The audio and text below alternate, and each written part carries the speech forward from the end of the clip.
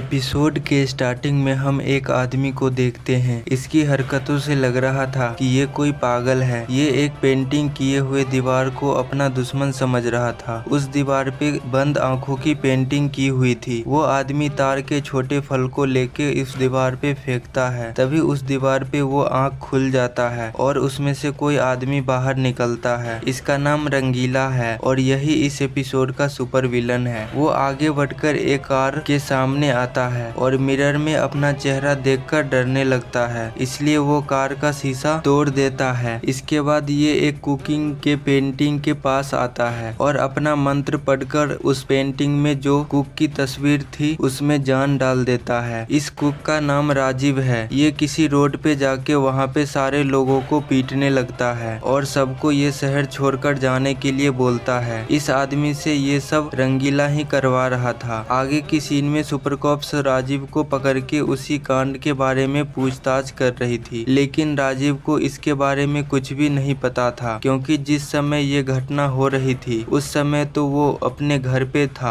आगे की सीन में किसी सेट पे कोई फिल्म की शूटिंग चल रही थी। वहाँ पे मशहूर एक्टर प्याली सिन्हा की पोस्टर लगी हुई थी। तभी वहाँ पे रंगीला उस पोस्टर में भी जान डाल देता है। तब उस पोस्टर में से प्याली सिन्हा बाहर निकलती है और वहाँ पे सारे लोगों को मारने लगती है और शहर छोड़कर जाने के लिए बोलती है। तभी पुलिस स्टेशन में कवि को ये सारी बातें कोई फोन पर बताता है। तब कवि, आदित्य और कशिश वहाँ पे पूछताछ करने के लिए जाते हैं। तब उन्हें पता चलता है कि प्याली तो कल सुबह न्यूयॉर्क से आने वाली थी। तब कशिश आदित्य को इसके बारे में पता करने के लिए बोलती है। तभी कशिश और कवि के सामने एक आदमी आता है और वो बताता है कि मैंने प्याली को पोस्टर से निकलते हुए देखा है, लेकिन कवि को उसके बातों पर विश्वास नहीं होता है। तब वहाँ पे आदित्य बताता है कि उसकी प्याली के सिक्योरिटी से बात हुई है। प्याली अभी भी न्यूयॉर्क में है और वो कल आने वाली है। आगे की सीन में हम लोगों को जिम करते हुए देखते हैं। वहाँ के कोच का नाम जेमी था। वो कोई काम से नीचे जाता है, तभी उसका एक और हमशक्ल नीचे जाता है। ये सब वहाँ पे एक लड़का देख लिया था। जेमी का हमशक्ल नीचे आकर एक लड़की के पास आता है। वो लड़की ट्रेडमिल पर रनिंग कर रही थी। तभी जेमी उसका रनिंग बहुत फास्ट कर देता है। इसकी वजह से वो लड़की नीचे गिर जाती है। ये देखकर वहाँ पे से सारे लड़के भागने लगते हैं। तभी वो देखते हैं कि सीढ़ी पे जेमी बेहोश पड़ा हुआ था। इसके बाद हम कवि, आदित्य और कशिश को देखते हैं। उनके सामने वही पागल आ जाता है जिसको हम स्टार्टिंग में देखे थे। वो बोल रहा था कि ये सब हम शक्लों का खेल है जिसे बनाया है रंगीला ने, एक एक करके सब मरेंगे। इसके बाद हम देखते हैं कि जिम के लड़के कवि और कशिश को जेमी के बारे में बता रहे थे। तभी कशिश की नजर उस पोस्टर पर पड़ती है जिसपे जेमी का फोटो लगा हुआ था, लेकिन अभी उसमें से फोटो ही गायब था। तब आदित्य पोस्टर को नीचे उतारता है। तभी कवि को याद आता है कि उसे एक लड़का बता रहा था कि उसने प्याली को पोस्टर में से निकलते हुए देखा है। तब कवि आदित्य से उन सब लोगों को डिटेल पता करने के लिए बोलता है जिनका फोटो पोस्टर में से गायब हुआ है। आगे की सीन में कवि कुछ लोगों को लेकर एसीपी दिलेर के पास जाता है। इन लोगों के परिवार वाले गायब हो गए थे। एसीपी दिलेर उन लोगों को रिपोर्ट लिखवाने के लिए बोलते हैं। तब वहाँ पे आदित्य आता है और वो बताता है कि पहले लोग होर्डिंग से गायब होते हैं, इसके बाद इस शहर से। तब एसीपी दिलेर बोलते हैं कि कोई ऐसा है जो इन सेलिब्रिटी को गायब करके सेना बना रहा है। इसके बाद हम रंगीला को देखते हैं। वो अपनी सेना को खड़ा करके बोल रहा था कि मैं इस शहर का नक्शा मिटा दूंगा, जैसे सदियों पहले मेरे दुनिया के लोगों ने मेरा नक्शा मिटा दिया था। मैं इस दुनिया पर राज करना चाहता था, लेकिन वो मुझे कैद कर लिए थे, लेकिन अब मैं आजाद हूँ और जो चाहे वो कर सकता हूँ। इसके बाद वो सारे लोगों को जाके दुनिया तबाह करने के लिए बोलते हैं। तब वो सारे लोग वहाँ से एक पार्टी में आते हैं। ये सब रंगीला भी बैठे बैठे देख रहा था। वो लोग पार्टी में आए हुए सारे लोगों को मारने लगता है। आगे की सीन में हम पुलिस फोर्स को देखते हैं। ये लोग आपस में ही डिस्कशन कर रहे थे। वहाँ पे एसीपी दिलेर कवि से उस पागल को बुलाने के लिए बोलता है जिसको हम स्टार्टिंग में देखे थे, क्योंकि हो सकता है कि उसको रंगीला के बारे में कुछ पता हो। वहाँ पे कशिश एसीपी दिलेर से पूछती है कि इस अजीब आदमी को रोकने का क्या तरीका हो सकता है। तब एसीपी दिलेर बताते हैं कि ये सारे लोग होर्डिंग से निकलते हैं और होर्डिंग बनते हैं रंगों से। अगर हम इन रंगों को मिटा दें तो हो सकता है कि ये मारा जाए। तब आगे की सीन में आदित्य और कशिश उस पागल को एसीपी दिलेर के पास लेके जाते हैं। वो पागल एसीपी दिलेर को बताता है कि ये सब रंगीला कर रहा है, वो एक दीवार में रहता है। तब एसीपी दिलेर उस दीवार के पास लेके जाने के लिए बोलते हैं। तब वो पागल सबको इस दीवार के पास ले जाता है और बताता है कि इस दीवार से निकलकर वो एक कार के पास आया और कांच में उसने कुछ देखा और घबराने लगा और कांच को भी तोड़ दिया। तब एसीपी दिलेर उस दीवार को चेक करते हैं और आदित्य को उसे तोड़ने के लिए बोलते हैं। उस दीवार के पीछे एक सुरंग थी, वो लोग उस सुरंग में चले जाते हैं। तब उन्हें वहाँ पे एक लिफ्ट मिलता है, वो लोग उस लिफ्ट में चले जाते हैं। अंदर कवि को एक हैंडल दिखता है और वो हैंडल को नीचे कर देता है। तब वो लोग लिफ्ट के साथ नीचे गिरने लगता है और एक दूसरी दुनिया के किसी बीच पे पहुंच जाता है। वो जगह बहुत ज्यादा खूबसूरत थी। वहाँ पे उन्हें वो सारे लोग मिल जाते हैं जो लोग शहर से गायब हुए थे। वहाँ पे